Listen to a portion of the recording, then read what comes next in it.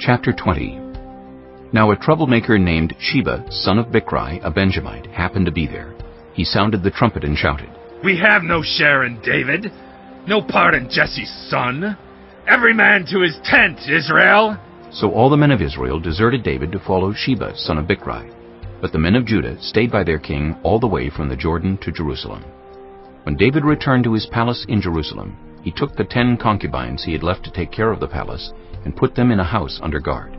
He provided for them, but had no sexual relations with them. They were kept in confinement till the day of their death, living as widows.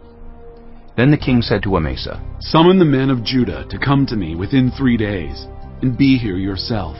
But when Amasa went to summon Judah, he took longer than the time the king had set for him. David said to Abishai, "Now Sheba, son of Bichri, will do us more harm than Absalom did. Take your master's men and pursue him, or he will find fortified cities and escape from us." So Joab's men and the Kerethites and Pelethites and all the mighty warriors went out under the command of Abishai. They marched out from Jerusalem to pursue Sheba, son of Bichri. While they were at the great rock in Gibeon, Amasa came to meet them. Joab was wearing his military tunic, and strapped over it at his waist was a belt with a dagger in its sheath. As he stepped forward, it dropped out of its sheath. Joab said to Amasa, "How are you, my brother?" Then Joab took Amasa by the beard with his right hand to kiss him. Amasa was not on his guard against the dagger in Joab's hand, and Joab plunged it into his belly, and his intestines spilled out on the ground. Without being stabbed again, Amasa died. Then Joab and his brother Abishai pursued Sheba, son of Bichri. One of Joab's men stood beside Amasa and said, "Whoever favors Joab, and whoever is for David, let him follow Joab." Amasa lay wallowing in his blood in the middle of the road, and the man saw that all the troops came to a halt there. When he realized that everyone who came up to Amasa stopped, he dragged him from the road into a field and threw a garment over him. After Amasa had been removed from the road, everyone went on with Joab to pursue Sheba, son of Bichri. Sheba passed through all the tribes of Israel to Abel-Beth-Maachah and through the entire region of the Bichrites, who gathered together and followed him.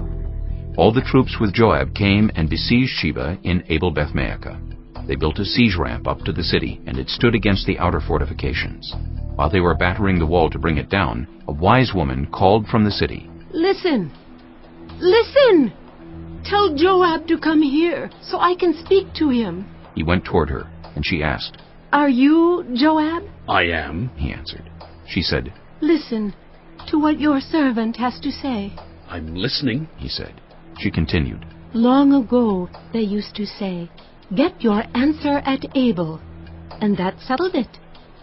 We are the peaceful and faithful in Israel. You are trying to destroy a city that is a mother in Israel. Why do you want to swallow up the Lord's inheritance?" "Far be it from me," Joab replied. "Far be it from me to swallow up or destroy. That is not the case. A man named Sheba, son of Bichri, from the hill country of Ephraim, has lifted up his hand against the king, against David. Hand over this one man, and I'll withdraw from the city." The woman said to Joab. "His head will be thrown to you from the wall." Then the woman went to all the people with her wise advice, and they cut off the head of Sheba, son of Bichri, and threw it to Joab. So he sounded the trumpet, and his men dispersed from the city, each returning to his home, and Joab went back to the king in Jerusalem. Joab was over Israel's entire army. Benaiah, son of Jehoiada, was over the Kerethites and Pelethites. Adoniram was in charge of forced labor. Jehoshaphat, son of Ahilud, was recorder. Sheba was secretary. Zadok and Abiathar were priests, and Ira the Jairite was David's priest.